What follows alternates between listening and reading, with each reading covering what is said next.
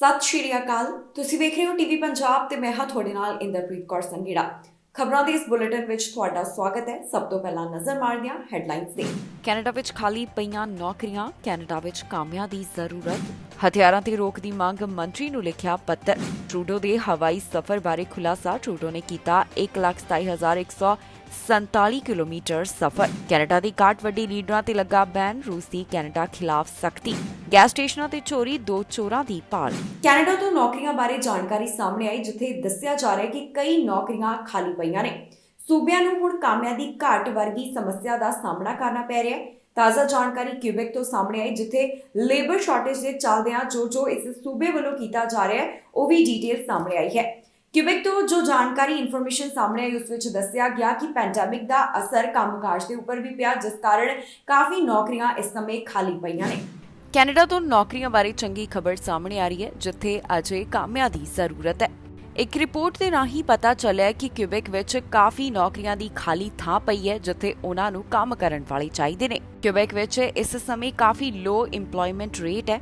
ਦਰਅਸਲ ਕਿਊਬੈਕ ਦੀ labour market ਨੂੰ pandemic ਨੇ ਕਾਫੀ ਜ਼ਿਆਦਾ ਇਫੈਕਟ ਕੀਤਾ, ਜਿਸ ਕਾਰਨ ਕਾਮਿਆਂ ਦੀ ਘਾਟ ਅਜੇ ਵੀ ਇੱਥੇ ਨਜ਼ਰ ਆ ਰਹੀ ਹੈ। ਹੁਣ ਇਸ ਲੇਬਰ ਦੀ ਘਾਟ ਨੂੰ ਧਿਆਨ ਵਿੱਚ ਰੱਖਦਿਆਂ ਕਿਊਬੈਕ ਵੱਲੋਂ ਵੀ ਕਈ ਤਰ੍ਹਾਂ ਦੇ ਕਦਮ ਚੁੱਕੇ ਜਾ ਰਹੇ ਨੇ ਤਾਂ ਕਿ ਇਸ ਸਮੱਸਿਆ ਦਾ ਹੱਲ ਕੱਢਿਆ ਜਾਵੇ। ਇਸੇ ਦੇ ਚੱਲਦਿਆਂ ਉਹਨਾਂ ਵੱਲੋਂ ਇਮੀਗ੍ਰੇਸ਼ਨ ਲੈਵਲਸ ਵਿੱਚ ਵੀ ਵਾਧਾ ਕੀਤਾ ਜਾ ਰਿਹਾ ਹੈ। ਪ੍ਰੋਵਿੰਸ ਵੱਲੋਂ ਇਹ ਟੀਚਾ ਤੈਅ ਕੀਤਾ ਗਿਆ ਹੈ ਕਿ ਉਹਨਾਂ ਵੱਲੋਂ ਸਾਲ 2022 ਦੌਰਾਨ 52,500 ਨਵੇਂ PR ਦਾ ਸਵਾਗਤ ਕੀਤਾ ਜਾਵੇਗਾ। ਇਹ ਜਾਣਕਾਰੀ ਕਿਊਬੈਕ ਦੇ ਇਮੀਗ੍ਰੇਸ਼ਨ ਲੈਵਲਸ ਪਲਾਨ ਰਾਹੀਂ ਸਾਂਝੀ ਕੀਤੀ ਗਈ। ਦੱਸਿਆ ਜਾ ਰਿਹਾ ਹੈ ਕਿ ਜ਼ਿਆਦਾਤਰ ਇਸ ਵਿੱਚ ਜਿਹੜੇ ਲੋਕਾਂ ਦਾ ਸਵਾਗਤ ਕੀਤਾ ਜਾਵੇਗਾ ਉਹ ਇਕਨੋਮਿਕ ਇਮੀਗ੍ਰੇਸ਼ਨ ਪ੍ਰੋਗਰਾਮ ਦੇ ਰਾਹੀਂ ਹੋਣਗੇ, ਜਿਸ ਵਿੱਚ ਕਿਊਬੈਕ ਸਕਿਲਡ ਵਰਕਰ ਪ੍ਰੋਗਰਾਮ ਅਤੇ ਕਿਊਬੈਕ ਐਕਸਪੀਰੀਅੰਸ ਪ੍ਰੋਗਰਾਮ ਨੂੰ ਸ਼ਾਮਿਲ ਕੀਤਾ ਗਿਆ ਹੈ। ਇਸ ਤੋਂ ਇਲਾਵਾ ਸੂਬੇ ਨੇ ਇਹ ਵੀ ਜਾਣਕਾਰੀ ਦਿੱਤੀ ਹੈ ਕਿ ਕੋਰੋਨਾ ਪੈਂਡੈਮਿਕ ਕਾਰਨ ਜਾਣੀ ਕਿ ਸਾਲ 2020 ਦੌਰਾਨ ਜੋ ਉਹਨਾਂ ਵੱਲੋਂ 18,000 ਘੱਟ ਦਾ ਸਵਾਗਤ ਕੀਤਾ, ਉਸ ਨੂੰ ਵੀ ਹੁਣ ਪੂਰਾ ਕੀਤਾ ਜਾਵੇਗਾ। ਇਸ ਤੋਂ ਬਾਅਦ ਇਹ ਗੱਲ ਸਪਸ਼ਟ ਹੁੰਦੀ ਹੈ ਕਿ ਸਾਲ 2022 ਦੌਰਾਨ ਕੁੱਲ 70,000 ਨਵੇਂ ਆਉਣ ਵਾਲਿਆਂ ਦਾ ਸਵਾਗਤ ਕੀਤਾ ਜਾਣਾ ਹੈ। ਜਾਣਕਾਰੀ ਮੁਤਾਬਕ ਦੱਸਿਆ ਜਾ ਰਿਹਾ ਹੈ ਕਿ ਸਾਲ 2021 ਦੌਰਾਨ ਨਿਊ ਕਮਰਸ ਵਿੱਚ ਇੰਪਲੋਇਮੈਂਟ ਰੇਟ 76% ਦਾ ਦੱਸਿਆ ਗਿਆ ਤੇ 2019 ਵਾਸਤੇ ਇਹ ਗਿਣਤੀ 64% ਦੀ ਸੀ। 2021 ਦੇ ਅੰਤ ਤੱਕ ਇਮੀਗ੍ਰੈਂਟ ਇੰਪਲੋਇਮੈਂਟ ਰੇਟ 83% ਤੱਕ ਦੱਸਿਆ ਗਿਆ, ਜੋ ਕਿ 2019 ਵਿੱਚ 78% ਸੀ। ਕੈਨੇਡਾ ਵਿੱਚ ਹਥਿਆਰਾਂ ਦੀ ਰੋਕ ਸੰਬੰਧੀ ਮੰਗ ਕੀਤੀ ਜਾ ਰਹੀ ਹੈ। ਇਸ ਸੰਬੰਧੀ ਮੰਤਰੀ ਨੂੰ ਇੱਕ ਪੱਤਰ ਵੀ ਲਿਖਿਆ ਗਿਆ, ਜਿਸ ਵਿੱਚ ਮੰਗ ਕੀਤੀ ਜਾ ਰਹੀ ਹੈ ਕਿ ਹੈਂਡ ਗਨ ਨੂੰ ਬੈਨ ਕੀਤਾ ਜਾਵੇ। ਇਸ ਦੇ ਬਾਰੇ ਮੰਤਰੀ ਵੱਲੋਂ ਤਾਂ ਕੋਈ ਟਿੱਪਣੀ ਨਹੀਂ ਕੀਤੀ ਗਈ, ਪਰ ਲਗਾਤਾਰ ਇਹ ਜਿਹੜੀ ਮੰਗ ਹੈ ਉਹ ਵੱਖ-ਵੱਖ ਆਰਗੇਨਾਈਜੇਸ਼ਨਸ ਵੱਲੋਂ ਕੈਨੇਡਾ ਵਿੱਚ ਕੀਤੀ ਜਾ ਰਹੀ ਹੈ। ਕੈਨੇਡਾ ਵਿੱਚ ਹੈਂਡ ਗਨ ਬੈਨ ਦੀ ਜ਼ਰੂਰਤ ਹੈ। ਇਹ ਕਹਿਣਾ ਹੈ ਐਡਵੋਕੇਟਸ ਦਾ, ਜਿਹੜੇ ਕਿ ਫੈਡਰਲ ਸਰਕਾਰ ਨੂੰ ਅਜਿਹਾ ਕਰਨ ਵਾਸਤੇ ਕਹਿ ਰਹੇ ਹਨ। ਇਸ ਸੰਬੰਧ ਵਿੱਚ ਪਬਲਿਕ ਸੇਫਟੀ ਮਿਨਿਸਟਰ ਨੂੰ ਇੱਕ ਪੱਤਰ ਲਿਖਿਆ ਗਿਆ, ਜਿਸ ਵਿੱਚ ਮੰਗ ਕੀਤੀ ਜਾ ਰਹੀ ਹੈ ਕਿ ਸਾਰੇ ਪ੍ਰੋਵਿੰਸਸ ਨੂੰ ਇਹ ਕਿਹਾ ਜਾਵੇ ਕਿ ਉਹ ਹੈਂਡ ਗਨਸ ਨੂੰ ਬੈਨ ਕਰਨ। ਜਾਣਕਾਰੀ ਮੁਤਾਬਕ 20 ਅਪ੍ਰੈਲ ਨੂੰ ਇਸ ਦੇ ਸੰਬੰਧ ਵਿੱਚ ਇੱਕ ਪੱਤਰ ਸਾਈਨ ਕੀਤਾ ਗਿਆ, ਜਿਸ ਵਿੱਚ ਕਈ ਸੰਸਥਾਵਾਂ ਸ਼ਾਮਿਲ ਨੇ, ਜਿਨ੍ਹਾਂ ਵੱਲੋਂ ਮੰਗ ਕੀਤੀ ਜਾ ਰਹੀ ਹੈ ਕਿ ਹੈਂਡ ਗਨ ਦੇ ਉੱਪਰ ਰੋਕ ਲਗਾਉਣੀ ਚਾਹੀਦੀ ਹੈ। ਇਹ ਅਜਿਹਾ ਕਦਮ ਇਸ ਕਰਕੇ ਚੁੱਕਿਆ ਗਿਆ ਕਿਉਂਕਿ ਕਿਊਬੈਕ ਸਿਟੀ ਤੋਂ ਅਜਿਹਾ ਮਾਮਲਾ ਸਾਹਮਣੇ ਆਇਆ ਸੀ, ਜਿੱਥੇ 6 ਜਣਿਆਂ ਨੂੰ ਮਾਰ ਦਿੱਤਾ ਗਿਆ। ਫਿਲਹਾਲ ਇਸ ਪੱਤਰ ਦੇ ਬਾਰੇ ਮੈਡੀਚੀਨੋ ਵੱਲੋਂ ਕੋਈ ਵੀ ਟਿੱਪਣੀ ਨਹੀਂ ਕੀਤੀ ਗਈ। ਇਸ ਤੋਂ ਪਹਿਲਾਂ ਪਿਛਲੇ ਮਹੀਨੇ ਮੰਤਰੀ ਵੱਲੋਂ ਕਿਹਾ ਗਿਆ ਸੀ ਕਿ ਉਹ ਜਲਦ ਹੀ ਇੱਕ ਨਵਾਂ ਬਿੱਲ ਲੈ ਕੇ ਆਉਣਗੇ। ਇਸ ਤੋਂ ਪਹਿਲਾਂ ਹਥਿਆਰਾਂ ਦੇ ਸੰਬੰਧ ਵਿੱਚ ਲਿਬਰਲ ਸਰਕਾਰ ਇੱਕ ਵੱਡਾ ਵਾਅਦਾ ਕਰ ਚੁੱਕੀ ਹੈ, ਜਿੱਥੇ ਪ੍ਰਧਾਨ ਮੰਤਰੀ ਜਸਟਿਨ ਟਰੂਡੋ ਵੱਲੋਂ ਇਸ ਬਾਰੇ ਜਾਣਕਾਰੀ ਸਾਂਝੀ ਕੀਤੀ ਗਈ ਸੀ। ਲਿਬਰਲ ਸਰਕਾਰ ਵੱਲੋਂ ਬੈਂਡ ਗਨਸ ਦੇ ਬਾਇਬੈਕ ਦੇ ਬਾਰੇ ਜਾਣਕਾਰੀ ਦਿੱਤੀ ਗਈ। ਇਸ ਤੋਂ ਇਲਾਵਾ ਲਿਬਰਲ ਸਰਕਾਰ ਵੱਲੋਂ ਇਹ ਵੀ ਵਾਅਦਾ ਕੀਤਾ ਗਿਆ ਸੀ ਕਿ ਇਹਨਾਂ ਹੈਂਡ ਗਨਸ ਨੂੰ ਰੋਕਣ ਦੇ ਸੰਬੰਧ ਵਿੱਚ ਉਹਨਾਂ ਵੱਲੋਂ ਪ੍ਰੋਵਿੰਸਸ ਅਤੇ ਟੈਰੀਟਰੀਜ਼ ਨਾਲ ਗੱਲਬਾਤ ਕੀਤੀ ਜਾਵੇਗੀ। ਕੈਨੇਡਾ ਵਿੱਚ ਲਗਾਤਾਰ ਗੈਸ ਦੀਆਂ ਕੀਮਤਾਂ ਵਧ ਰਹੀਆਂ ਨੇ, ਇਹ ਰਿਕਾਰਡ ਪੱਧਰ ਦੇ ਉੱਪਰ ਪਹੁੰਚ ਰਹੀਆਂ ਨੇ। ਪਰ ਦੂਜੇ ਪਾਸੇ ਜਾਣਕਾਰੀ ਸਾਹਮਣੇ ਆਈ ਹੈ ਕਿ ਪ੍ਰਧਾਨ ਮੰਤਰੀ ਜਸਟਿਨ ਟਰੂਡੋ ਵੱਲੋਂ ਕਾਫੀ ਹਵਾਈ ਸਫ਼ਰ ਕਰ ਲਿਆ ਗਿਆ ਹੈ। ਦੱਸਿਆ ਜਾ ਰਿਹਾ ਹੈ ਕਿ 10 ਮਹੀਨਿਆਂ ਵਿੱਚ ਹੀ ਉਹਨਾਂ ਨੇ 1 ਲੱਖ ਤੋਂ ਵੱਧ ਕਿਲੋਮੀਟਰ ਹਵਾਈ ਸਫ਼ਰ ਕੀਤਾ ਤੇ ਇਹ ਵੀ ਦੱਸਿਆ ਗਿਆ ਹੈ ਕਿ ਬੀਤੇ 7 ਜਿਹੜੇ ਹਫ਼ਤੇ ਨੇ ਉਹਨਾਂ ਵਿੱਚ ਪ੍ਰਧਾਨ ਮੰਤਰੀ ਨੇ ਕਿੰਨਾ ਸਫ਼ਰ ਤੈਅ ਕੀਤਾ। ਇਸ ਬਾਰੇ ਕੀ ਹੈ ਰਿਪੋਰਟ, ਦੱਸਾਂਗੇ ਇਸ ਖਬਰ ਵਿੱਚ।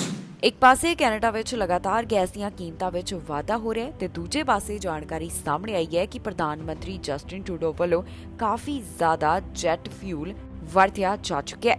10 ਮਹੀਨਿਆਂ ਵਿੱਚ ਉਹਨਾਂ ਨੇ ਕਈ ਟ੍ਰਿਪਸ ਲਏ, ਜਿਸ ਬਾਰੇ ਹੁਣ ਜਾਣਕਾਰੀ ਸਾਹਮਣੇ ਆਈ ਹੈ। ਦੱਸਿਆ ਜਾ ਰਿਹਾ ਹੈ ਕਿ ਪ੍ਰਧਾਨ ਮੰਤਰੀ ਜਸਟਿਨ ਟਰੂਡੋ ਵੱਲੋਂ ਏਅਰ ਟਰੈਵਲ ਰਾਹੀਂ 1,27,147 ਕਿਲੋਮੀਟਰ ਦਾ ਸਫ਼ਰ ਤੈਅ ਕੀਤਾ। ਜਾਣਕਾਰੀ ਮੁਤਾਬਕ ਪਿਛਲੇ 7 ਹਫ਼ਤਿਆਂ ਦੌਰਾਨ ਪ੍ਰਧਾਨ ਮੰਤਰੀ ਜਸਟਿਨ ਟਰੂਡੋ ਨੇ 50,680 ਕਿਲੋਮੀਟਰ ਦਾ ਸਫ਼ਰ ਤੈਅ ਕਰ ਲਿਆ। ਇਹ ਡਾਟਾ ਦ ਨੈਸ਼ਨਲ ਪੋਸਟ ਵੱਲੋਂ ਸਾਂਝਾ ਕੀਤਾ ਗਿਆ, ਜਿੱਥੇ ਉਹਨਾਂ ਦੱਸਿਆ ਕਿ ਪ੍ਰਧਾਨ ਮੰਤਰੀ ਜਸਟਿਨ ਟਰੂਡੋ ਨੇ ਕਿੰਨਾ ਹਵਾਈ ਸਫ਼ਰ ਕੀਤਾ। ਇਸ ਦੌਰਾਨ ਉਹਨਾਂ ਦੇ 3 ਵੱਡੇ ਸਫ਼ਰਾਂ ਬਾਰੇ ਵੀ ਜਾਣਕਾਰੀ ਦਿੱਤੀ ਗਈ। ਪਹਿਲਾ ਟ੍ਰਿਪ ਉਹਨਾਂ ਦਾ ਜੂਨ 2021 ਦਾ ਦੱਸਿਆ ਗਿਆ ਹੈ, ਜਿਸ ਦੌਰਾਨ ਪ੍ਰਧਾਨ ਮੰਤਰੀ ਜਸਟਿਨ ਟਰੂਡੋ ontario ਵਾਟਰਲੂ ਵਿੱਚ ਗਏ ਸਨ। 8 ਜੂਨ 2021 ਨੂੰ ਪ੍ਰਧਾਨ ਮੰਤਰੀ ਜਸਟਿਨ ਟਰੂਡੋ ਵੱਲੋਂ ontario ਲੰਡਨ ਦਾ ਸਫ਼ਰ ਕੀਤਾ ਗਿਆ। ਦਰਅਸਲ ਇੱਥੇ ਜੋ ਕੁਝ ਪਰਿਵਾਰਕ ਮੈਂਬਰਾਂ ਨਾਲ ਘਟਨਾ ਵਾਪਰੀ ਸੀ, ਉਸ ਦੌਰਾਨ ਸ਼ਾਮਲ ਹੋਣ ਵਾਸਤੇ ਪ੍ਰਧਾਨ ਮੰਤਰੀ ਜਸਟਿਨ ਟਰੂਡੋ ਇੱਥੇ ਗਏ।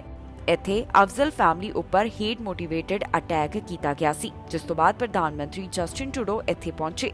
ਹੁਣ ਤੱਕ ਪ੍ਰਧਾਨ ਮੰਤਰੀ ਜਸਟਿਨ ਟਰੂਡੋ ਵੱਲੋਂ ਜਿੰਨਾ ਸਫ਼ਰ ਕੀਤਾ ਗਿਆ, ਉਸ ਵਿੱਚੋਂ 40% ਉਹਨਾਂ ਨੇ 7 ਹਫ਼ਤਿਆਂ ਵਿੱਚ ਹੀ ਕਰ ਲਿਆ। 4 ਮਾਰਚ ਨੂੰ ਪ੍ਰਧਾਨ ਮੰਤਰੀ ਜਸਟਿਨ ਟਰੂਡੋ ontario ਵਿੱਚ ਪਹੁੰਚੇ ਸਨ, ਜਿੱਥੇ ਉਹਨਾਂ ਵੱਲੋਂ ਇੱਕ ਵੱਡਾ ਐਲਾਨ ਕੀਤਾ ਗਿਆ, ਜਿਹੜਾ ਕਿ ਟ੍ਰਾਂਜ਼ਿਟ ਪ੍ਰੋਗਰਾਮ ਨਾਲ ਜੁੜਿਆ ਹੋਇਆ ਸੀ। ਪ੍ਰਧਾਨ ਮੰਤਰੀ ਜਸਟਿਨ ਟਰੂਡੋ ਦਾ ਸਭ ਤੋਂ ਛੋਟਾ ਸਫ਼ਰ, ਜਾਣੀ ਕਿ shortest flight, Abbotsford British Columbia ਦੀ ਦੱਸੀ ਗਈ, ਜਿੱਥੇ ਉਹਨਾਂ ਨੇ 26 ਨਵੰਬਰ 2021 ਨੂੰ ਸਫ਼ਰ ਕੀਤਾ। ਤੇ ਉਹਨਾਂ ਦਾ ਸਭ ਤੋਂ ਵੱਡਾ ਸਫ਼ਰ ਉਹ ਦੱਸਿਆ ਗਿਆ ਜਿਸ ਵੇਲੇ ਉਹ ਪੋਲੈਂਡ ਦੇ ਵਿੱਚ ਗਏ ਸਨ।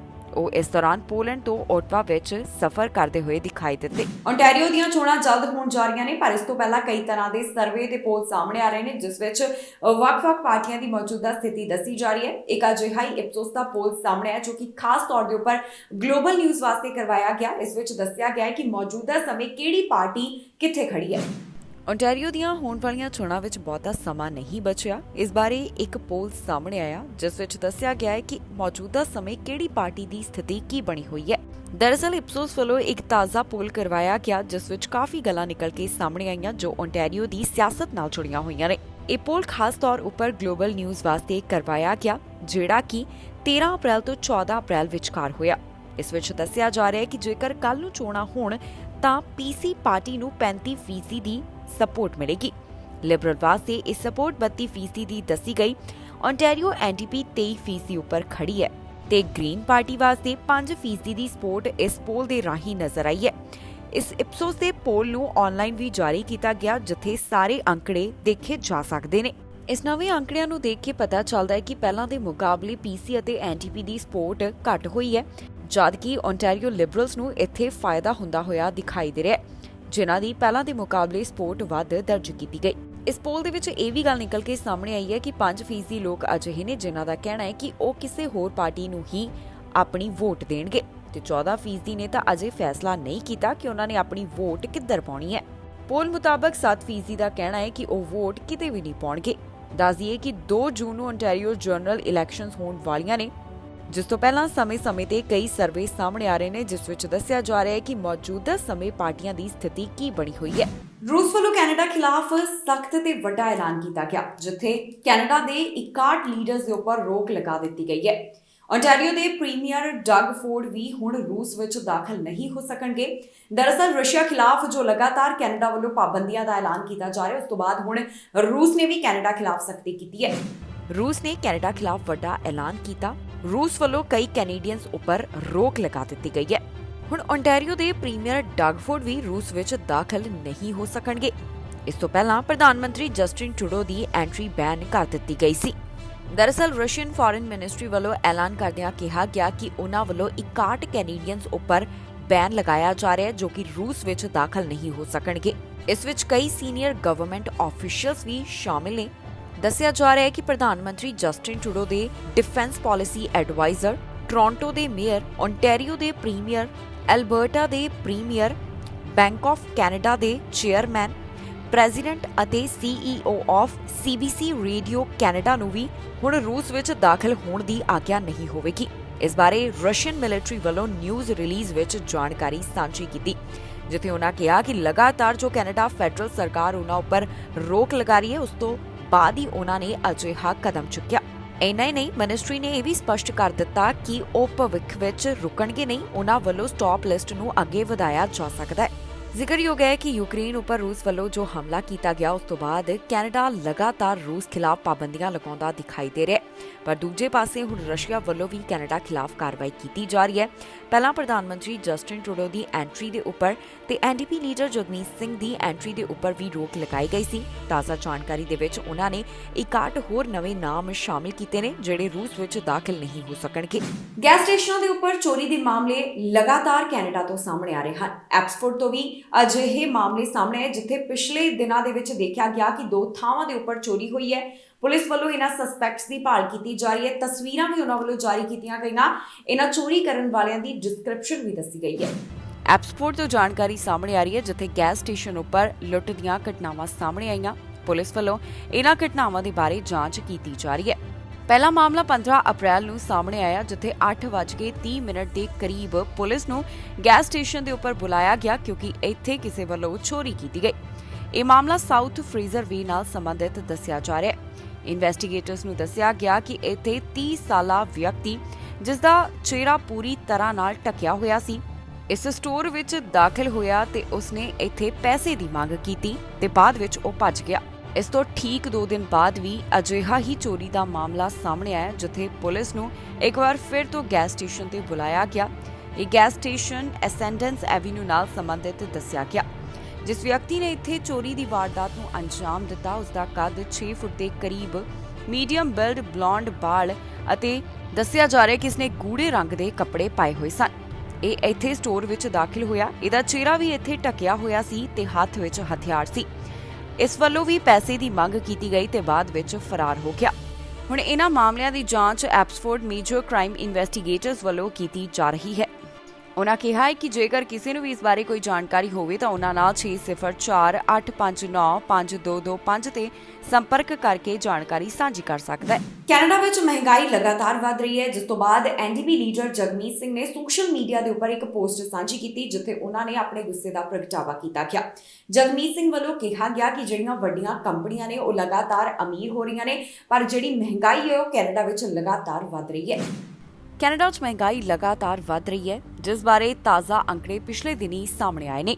ਇਸ ਤੋਂ ਬਾਅਦ ਐਨਡੀਪੀ ਲੀਡਰ ਜਗਮੀਤ ਸਿੰਘ ਵੀ ਬੋਲੇ ਨੇ ਜਿਨ੍ਹਾਂ ਵੱਲੋਂ ਵਧ ਰਹੀ ਮਹਿੰਗਾਈ ਨੂੰ ਧਿਆਨ ਵਿੱਚ ਰੱਖਦਿਆਂ ਜਨਤਾ ਦਾ ਪ੍ਰਗਟਾਵਾ ਕੀਤਾ ਗਿਆ। ਜਗਮੀਤ ਸਿੰਘ ਵੱਲੋਂ ਇੱਕ ਵਾਰ ਫਿਰ ਤੋਂ ਵੱਡੀਆਂ ਕੰਪਨੀਆਂ ਨੂੰ ਘੇਰਿਆ ਗਿਆ ਜਿੱਥੇ ਉਹਨਾਂ ਦਾ ਕਹਿਣਾ ਹੈ ਕਿ ਇਹ ਵੱਡੀਆਂ ਕੰਪਨੀਆਂ ਇਸ ਸਮੇਂ ਮੁਨਾਫਾ ਕਮਾ ਰਹੀਆਂ ਨੇ।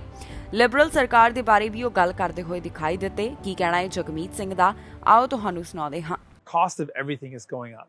Some say it's because of supply chain issues. Some say it's because the government spent money on programs to help people in need. Here's the truth. Why is the cost of everything going up? Simple answer, greed. When the cost of things go up, it hurts some people, but it benefits those at the very top. And it's not the grocery store workers, those that stock the shelves, farmers that grow your food, or small businesses and grocery stores like this. Large corporations, big box stores, and big retail are making record profits in this time. Why should you pay more and more just so that large corporations can make more and more profit? It's a rigged system set up that way by liberals and conservatives. That's why New Democrats are demanding that we tax the excess profits of large corporations and invest that back into people. Housing, healthcare, the climate crisis. We can tackle all these problems if we make the super rich start paying their fair share. We have to end the free ride for the super rich. Canada ਤੋਂ ਇੱਕ ਅਜਿਹਾ ਮਾਮਲਾ ਸਾਹਮਣੇ ਆਇਆ ਜਿੱਥੇ ਛੋਟਾ ਜਹਾਜ਼ ਹਾਦਸੇ ਦਾ ਸ਼ਿਕਾਰ ਹੋ ਗਿਆ। ਦੱਸਿਆ ਜਾ ਰਿਹਾ ਹੈ ਕਿ ਪਾਇਲਟ ਨੇ ਆਪਣੀ ਜਾਨ ਬਚਾ ਲਈ। ਉਹ ਅਜਿਹਾ ਕਰਨ ਵਿੱਚ ਕਾਮਯਾਬ ਰਿਹਾ। ਪੁਲਿਸ ਵੱਲੋਂ ਇਸ ਦੀ ਜਾਂਚ ਕੀਤੀ ਜਾ ਰਹੀ ਹੈ ਤਾਂ ਕਿ ਪਤਾ ਲਗਾਇਆ ਜਾ ਸਕੇ ਕਿ ਇਹ ਹਾਦਸਾ ਇੱਥੇ ਕਿਵੇਂ ਵਾਪਰਿਆ। ਬੋਟਨਵਿਲੇ ਮਿਊਨਿਸਪਲ 에ਅਰਪੋਰਟ ਤੋਂ ਇੱਕ ਅਜਿਹਾ ਮਾਮਲਾ ਸਾਹਮਣੇ ਆਇਆ ਜਿੱਥੇ ਜਹਾਜ਼ ਹਾਦਸਾਗ੍ਰਸਤ ਹੋ ਗਿਆ। ਇੱਥੇ ਇੱਕ ਛੋਟਾ ਜਹਾਜ਼ ਹਾਦਸੇ ਦਾ ਸ਼ਿਕਾਰ ਹੋਇਆ ਜਿਸ ਤੋਂ ਬਾਅਦ ਪਾਇਲਟ ਨੇ ਆਪਣੀ ਜਾਨ ਬਚਾ ਲਈ। ਇਸ ਬਾਰੇ ਓਨਟਾਰੀਓ ਪੁਲਿਸ ਵੱਲੋਂ ਜਾਣਕਾਰੀ ਸਾਂਝੀ ਕੀਤੀ ਗਈ ਹੈ। ਦੱਸਿਆ ਜਾ ਰਿਹਾ ਹੈ ਕਿ ਐਮਰਜੈਂਸੀ ਕ੍ਰੂਜ਼ ਨੂੰ ਘਟਨਾ ਵਾਲੀ ਥਾਂ ਦੇ ਉੱਪਰ 9 ਵਜੇ ਦੇ ਕਰੀਬ ਬੁਲਾਇਆ ਗਿਆ ਜਿੱਥੇ ਉਹਨਾਂ ਦੇਖਿਆ ਕਿ ਇੱਕ ਛੋਟਾ ਜਹਾਜ਼ ਹਾਦਸੇ ਦਾ ਸ਼ਿਕਾਰ ਹੋ ਗਿਆ। ਪੁਲਿਸ ਦੇ ਦੱਸਣ ਮੁਤਾਬਕ ਇਸ ਜਹਾਜ਼ ਵਿੱਚ ਸਿਰਫ ਪਾਇਲਟ ਹੀ ਮੌਜੂਦ ਸੀ ਜਿਸ ਨੂੰ ਕਿਸੇ ਵੀ ਤਰ੍ਹਾਂ ਦੀਆਂ ਕੋਈ ਸੱਟਾਂ ਨਹੀਂ ਆਈਆਂ। ਅਜੇ ਤੱਕ ਪੁਲਿਸ ਨੂੰ ਇਹ ਸਪਸ਼ਟ ਨਹੀਂ ਹੋ ਸਕਿਆ ਕਿ ਇੱਥੇ ਇਹ ਜਹਾਜ਼ ਹਾਦਸੇ ਦਾ ਸ਼ਿਕਾਰ ਕਿਵੇਂ ਹੋ ਗਿਆ। ਇਸ ਦੇ ਕਾਰਨਾਂ ਦਾ ਪਤਾ ਲਗਾਉਣ ਦੀ ਉਹਨਾਂ ਵੱਲੋਂ ਕੋਸ਼ਿਸ਼ ਕੀਤੀ ਜਾ ਰਹੀ ਹੈ। ਜਿਸ ਥਾਂ ਦੇ ਉੱਪਰ ਇਹ ਘਟਨਾ ਵਾਪਰੀ ਹੈ ਉਸ ਨੂੰ ਕੁਝ ਸਮੇਂ ਲਈ ਬੰਦ ਰੱਖਿਆ ਗਿਆ। ਫਿਲਹਾਲ ਪੁਲਿਸ ਵੱਲੋਂ ਮਾਮਲੇ ਦੀ ਜਾਂਚ ਕੀਤੀ ਜਾ ਰਹੀ ਹੈ ਤੇ ਬਾਕੀ ਦੀ ਜਾਣਕਾਰੀ ਉਹਨਾਂ ਵੱਲੋਂ ਬਾਅਦ ਵਿੱਚ ਸਾਂਝੀ ਕੀਤੀ ਜਾਵੇਗੀ। ਅਜੇ ਸਿਰਫ ਇਹੀ ਦੱਸਿਆ ਗਿਆ ਕਿ ਛੋਟਾ ਜਹਾਜ਼ ਹਾਦਸੇ ਦਾ ਸ਼ਿਕਾਰ ਹੋਇਆ ਤੇ ਪਾਇਲਟ ਨੂੰ ਕੋਈ ਵੀ ਸੱਟਾਂ ਨਹੀਂ ਆਈਆਂ। ਉਹ ਆਪਣੀ ਜਾਨ ਬਚਾਉਣ ਵਿੱਚ ਕਾਮਯਾਬ ਰਿਹਾ। ਪ੍ਰਧਾਨ ਮੰਤਰੀ ਜਸਟਿਨ ਟਰੂਡੋ ਲਗਾਤਾਰ ਅਫੋਰਡੇਬਲ ਹਾਊਸਿੰਗ ਦੀ ਗੱਲ ਕਰ ਰਹੇ ਨੇ। ਉਹਨਾਂ ਸੋਸ਼ਲ ਮੀਡੀਆ ਦੇ ਉੱਪਰ ਇੱਕ ਪੋਸਟ ਸਾਂਝੀ ਕੀਤੀ ਜਿੱਥੇ ਇੱਕ ਵਾਰ ਫਿਰ ਤੋਂ ਇਸ ਦਾ ਜ਼ਿਕਰ ਕੀਤਾ ਗਿਆ। ਬਜਟ ਦੇ ਬਾਰੇ ਗੱਲਬਾਤ ਕਰਦੇ ਹੋਏ ਵੀ ਪ੍ਰਧਾਨ ਮੰਤਰੀ ਨਜ਼ਰ ਆਏ। ਪ੍ਰਧਾਨ ਮੰਤਰੀ ਜਸਟਿਨ ਟਰੂਡੋ ਵੱਲੋਂ ਇੱਕ ਵਾਰ ਫਿਰ ਤੋਂ ਅਫੋਰਡੇਬਲ ਹਾਊਸਿੰਗ ਦੀ ਗੱਲ ਕੀਤੀ ਗਈ। ਉਹਨਾਂ ਨੇ ਬਜਟ ਦੇ ਬਾਰੇ ਵੀ ਜ਼ਿਕਰ ਕੀਤਾ। ਦੱਸਿਆ ਗਿਆ ਹੈ ਕਿ ਹੁਣ ਇਸ ਨਾਲ ਕੈਨੇਡੀਅਨਸ ਨੂੰ ਕਿਵੇਂ ਫਾਇਦਾ ਹੋਵੇਗਾ। ਜ਼ਿਕਰਯੋਗ ਹੈ ਕਿ ਪ੍ਰਧਾਨ ਮੰਤਰੀ ਜਸਟਿਨ ਟਰੂਡੋ ਲਗਾਤਾਰ ਅਫੋਰਡੇਬਲ ਹਾਊਸਿੰਗ ਦੇ ਬਾਰੇ ਗੱਲਬਾਤ ਕਰਦੇ ਹੋਏ ਦਿਖਾਈ ਦੇ ਰਹੇ ਨੇ। ਉਹਨਾਂ ਵੱਲੋਂ ਦੱਸਿਆ ਜਾ ਰਿਹਾ ਹੈ ਕਿ ਕੈਨੇਡਾ ਵਾਸੀ ਹੁਣ ਕਿਵੇਂ ਆਸਾਨੀ ਨਾਲ ਘਰ ਖਰੀਦ ਸਕਣਗੇ। ਸੋ ਆਓ ਤੁਹਾਨੂੰ ਸੁਣਾਉਂਦੇ ਹਾਂ ਕਿ ਪ੍ਰਧਾਨ ਮੰਤਰੀ ਜਸਟਿਨ ਟਰੂਡੋ ਦਾ ਇਸ ਬਾਰੇ ਕੀ ਕਹਿਣਾ ਹੈ। We know that housing is an increasingly important part of families' budgets. That's why in Budget 2022, we're taking concrete measures to help ease the pressure on families. First of all, we're going to help families save up for the purchase of a new home with a new tax-free savings account, tax-free on the way in, tax-free on the way out, worth up to $40,000 towards the purchase of your first home. Secondly, we're going to work with municipalities to the tune of $4 billion to increase the supply of housing across the country. We need to double the amount of new homes built in this country over the next 10 years. Finally, we're going to curb unfair practices and speculation that are driving families out of the housing market. We need to crack down on foreign buyers who are displacing families by using homes in Canada as investment properties instead of allowing families to build a house into a home and build a strong future for themselves. We're going to stand up for home buyers' rights by cracking down on unfair practices like blind bidding and others. Canada ਵਿੱਚ ਹੁਣ ਜਾਨਵਰਾਂ ਨੂੰ ਵੀ ਕੋਵਿਡ-19 vaccine ਲਗਾਈ ਜਾਏਗੀ। Toronto ਤੋਂ ਜਾਣਕਾਰੀ ਸਾਹਮਣੇ ਆ ਰਹੀ ਹੈ ਜਿੱਥੇ ਦੱਸਿਆ ਜਾ ਰਿਹਾ ਹੈ ਕਿ ਜ਼ੂ ਦੇ ਕਈ ਜਾਨਵਰਾਂ ਨੂੰ ਉਹਨਾਂ ਵੱਲੋਂ ਕੋਵਿਡ-19 ਦਾ ਟੀਕਾ ਲਗਾਇਆ ਜਾਵੇਗਾ। ਦਰਅਸਲ ਕਈ ਜਾਨਵਰਾਂ ਦੇ ਵਿੱਚ ਵੀ ਕਰੋਨਾ ਦੇ ਮਾਮਲੇ ਸਾਹਮਣੇ ਆਏ ਸਨ ਜਿਸ ਤੋਂ ਬਾਅਦ ਇੱਕ ਕਦਮ ਜਿਹੜਾ ਹੈ ਉਹ ਚੁੱਕਿਆ ਜਾ ਰਿਹਾ ਹੈ। ਹੁਣ ਕਈ ਜਾਨਵਰਾਂ ਨੂੰ ਕੋਵਿਡ-19 ਵੈਕਸੀਨ ਲਗਾਈ ਜਾਵੇਗੀ। ਟੋਰਾਂਟੋ ਤੋਂ ਇਸ ਤਰ੍ਹਾਂ ਦੀ ਜਾਣਕਾਰੀ ਸਾਹਮਣੇ ਆ ਰਹੀ ਹੈ ਜਿੱਥੇ 120 ਜਾਨਵਰਾਂ ਨੂੰ ਕੋਵਿਡ-19 ਦਾ ਟੀਕਾ ਲਗਾਇਆ ਜਾਵੇਗਾ। ਦੱਸਿਏ ਕਿ ਹੁਣ ਤੱਕ ਕਈ ਜਾਨਵਰ ਵੀ ਇਸ ਕਰੋਨਾ ਵਾਇਰਸ ਦੀ ਲਪੇਟ ਵਿੱਚ ਆ ਚੁੱਕੇ ਨੇ ਜਿਸ ਤੋਂ ਬਾਅਦ ਟੋਰਾਂਟੋ ਦੇ ਚਿੜੀਆ ਘਰ ਤੋਂ ਵੈਕਸੀਨ ਬਾਰੇ ਤਾਜ਼ਾ ਜਾਣਕਾਰੀ ਸਾਹਮਣੇ ਆਈ। ਇਸ ਬਾਰੇ ਚਿੜੀਆ ਘਰ ਵੱਲੋਂ ਨਿਊਜ਼ ਰਿਲੀਜ਼ ਦੇ ਵਿੱਚ ਜਾਣਕਾਰੀ ਦਿੱਤੀ ਗਈ ਜਿੱਥੇ ਉਹਨਾਂ ਦੱਸਿਆ ਕਿ ਨਿਊ ਜਰਸੀ ਆਧਾਰਿਤ ਵੈਟਨਰੀ ਫਾਰਮਾ ਕੰਪਨੀ ਤੋਂ ਚਿੜੀਆ ਘਰ ਨੇ 320 ਵੈਕਸੀਨ ਡੋਜ਼ਸ ਹਾਸਲ ਕੀਤੀਆਂ ਤੇ ਕਰੀਬ 120 ਜਾਨਵਰਾਂ ਦੇ ਵੈਕਸੀਨ ਲਗਾਈ ਜਾਵੇਗੀ। ਜਾਨਵਰਾਂ ਨੂੰ 2 ਤੋਂ 3 ਹਫ਼ਤੇ ਦੇ ਗੈਪ ਵਿੱਚ ਹੀ ਦੋਨੋਂ ਕੋਵਿਡ-19 ਵੈਕਸੀਨ ਲਗਾ ਦਿੱਤੇ ਜਾਣਗੇ। ਦੱਸਿਏ ਕਿ ਹੁਣ ਤੱਕ ਕਈ ਚਿੜੀਆ ਘਰ ਤੋਂ ਅਜਿਹੇ ਮਾਮਲੇ ਸਾਹਮਣੇ ਆ ਚੁੱਕੇ ਨੇ ਜਿੱਥੇ ਜਾਨਵਰਾਂ ਨੂੰ ਵੀ ਕਰੋਨਾ ਵਾਇਰਸ ਹੋ ਗਈ। ਦੱਸਿਏ ਕਿ ਟੋਰਾਂਟੋ ਜ਼ੂ ਦਾ ਕਹਿਣਾ ਹੈ ਕਿ ਉਹਨਾਂ ਵੱਲੋਂ ਇਸ ਸਮੇਂ ਜਾਨਵਰਾਂ ਦੀ ਸੁਰੱਖਿਆ ਨੂੰ ਮੁੱਖ ਤੌਰ ਦੇ ਉੱਪਰ ਧਿਆਨ ਵਿੱਚ ਰੱਖਿਆ ਜਾ ਰਿਹਾ ਹੈ। ਉਹਨਾਂ ਰਿਲੀਜ਼ ਵਿੱਚ ਇਹ ਵੀ ਜਾਣਕਾਰੀ ਦਿੱਤੀ ਕਿ ਅਮਰੀਕਾ ਵਿੱਚ ਕਈ ਚਿੜੀਆ ਘਰਾਂ ਨੇ 2021 ਵਿੱਚ ਆਪਣੇ ਜਾਨਵਰਾਂ ਨੂੰ ਕੋਵਿਡ-19 ਵੈਕਸੀਨ ਲਗਾਈ ਸੀ। ਇਸ ਦਾ ਕੋਈ ਵੀ ਬੁਰਾ ਅਸਰ ਇਹਨਾਂ ਜਾਨਵਰਾਂ ਦੇ ਉੱਪਰ ਦੇਖਣ ਨੂੰ ਨਹੀਂ ਮਿਲਿਆ ਜਿਸ ਤੋਂ ਬਾਅਦ ਹੁਣ ਕੈਨੇਡਾ ਵਿੱਚ ਵੀ ਅਜਿਹਾ ਕੀਤਾ ਜਾਣਾ ਹੈ। ਕੁਈਨ ਐਲਿਜ਼ਾਬੈਥ ਵੱਲੋਂ ਆਪਣਾ ਜਨਮ ਦਿਨ ਮਨਾਇਆ ਗਿਆ। ਇਸ ਮੌਕੇ ਤੇ ਉਹਨਾਂ ਨੂੰ ਖਾਸ ਤੋਹਫਾ ਮਿਲਿਆ। ਇੱਕ ਪਾਸੇ ਸਾਰੇ ਲੀਡਰਸ ਤਾਂ ਉਹਨਾਂ ਨੂੰ ਜਨਮ ਦਿਨ ਦੀ ਵਧਾਈ ਦੇ ਰਹੇ ਨੇ ਪਰ ਦੂਜੇ ਪਾਸੇ ਕੁਈਨ ਦੀ ਬਾਰਬੀ ਡਾਲ ਵੀ ਅੱਜ ਇੱਕ ਟੌਏ ਮੇਕਿੰਗ ਕੰਪਨੀ ਵੱਲੋਂ ਬਣਾਈ ਗਈ ਹੈ ਜੋ ਕਿ ਵੱਖ-ਵੱਖ ਸਟੋਰਾਂ ਦੇ ਉੱਪਰ ਮਿਲ ਸਕਦੀ ਹੈ। ਰਾਣੀ ਐਲਿਜ਼ਾਬੈਥ ਵੱਲੋਂ ਆਪਣਾ ਜਨਮ ਦਿਨ ਮਨਾਇਆ ਗਿਆ। ਦੱਸਿਏ ਕਿ ਇਹ ਉਹਨਾਂ ਦਾ 96ਵਾਂ ਜਨਮ ਦਿਨ ਸੀ। ਇਸ ਪਲੈਟੀਨਮ ਜੁਬਲੀ ਦੇ ਮੌਕੇ ਖਿਡੌਣਾ ਬਣਾਉਣ ਵਾਲੀ ਕੰਪਨੀ ਨੇ ਇੱਕ ਉਹਨਾਂ ਦੀ ਬਾਰਬੀ ਡਾਲ ਲਾਂਚ ਕਰ ਦਿੱਤੀ ਹੈ। ਜੀ ਹਾਂ, ਕੁਈਨ ਐਲਿਜ਼ਾਬੈਥ ਦੇ ਜਨਮ ਦਿਨ ਮੌਕੇ ਮਿਲਟਰੀ ਬੈਂਡਸ ਵੱਲੋਂ ਹੈਪੀ ਬਰਥਡੇ ਗਾਇਆ ਗਿਆ ਤੇ ਉਹਨਾਂ ਨੂੰ तमाम ਦੇਸ਼ਾਂ ਵਿਦੇਸ਼ਾਂ ਵਿੱਚ ਬੈਠੇ ਲੋਕ ਅੱਜ ਜਨਮ ਦਿਨ ਦੀ ਵਧਾਈ ਦਿੰਦੇ ਹੋਏ ਦਿਖਾਈ ਦੇ ਰਹੇ ਨੇ। ਸੋਸ਼ਲ ਮੀਡੀਆ ਰਾਹੀਂ ਦ ਰਾਇਲ ਫੈਮਿਲੀ ਵੱਲੋਂ ਇੱਕ ਤਸਵੀਰ ਵੀ ਸਾਂਝੀ ਕੀਤੀ ਗਈ ਜਿਸ ਵਿੱਚ ਰਾਣੀ 2 ਵਾਈਟ ਪੋਨੀਜ਼ ਨਾਲ ਨਜ਼ਰ ਆ ਰਹੀ ਹੈ। ਯੂਕੇ ਗਵਰਨਮੈਂਟ ਮਿਨਿਸਟਰਸ ਵੱਲੋਂ ਵੀ ਰਾਣੀ ਨੂੰ ਲਗਾਤਾਰ ਜਨਮ ਦਿਨ ਦੀਆਂ ਵਧਾਈਆਂ ਭੇਜੀਆਂ ਜਾ ਰਹੀਆਂ ਨੇ।